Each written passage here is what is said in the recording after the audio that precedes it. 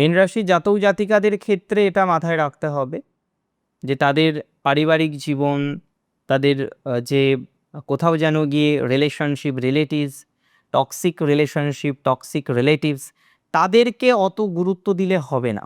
কে কি বলল, কে কি ভাবলো, এই ভাবতে ভাবতে আমি দেখেছি মীন রাশির জাতক জাতিকাদের জীবনচক্রের একটা দীর্ঘমেয়াদী সময় অতিবাহিত হয়ে যায়। যে যা ভাবে ভাবুক না, যে রকমভাবে ভাবছে ভাবতে দিন, আপনি আপনার স্বপ্নের সাথে কম্প্রোমাইজ করবেন না। অনেক মিনের জাতিকা তারা জীবনে বহু স্বপ্ন দেখে এবং কোয়ালিটি আছে।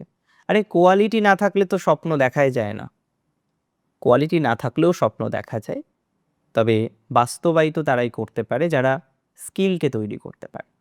তো মিনের মধ্যে কোয়ালিটি আছে, আমি অবশ্যই বলবো মিনের মধ্যে সেই যোগ্যতা আছে।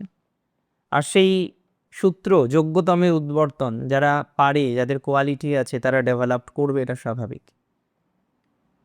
মিনের ক্ষেত্রে একটা সংকীর্ণতা মাঝে মাঝে চলে আসে, তার পরিবার, তার প্রতিবেশী, তার আত্মীয় স্বজন পরিজন।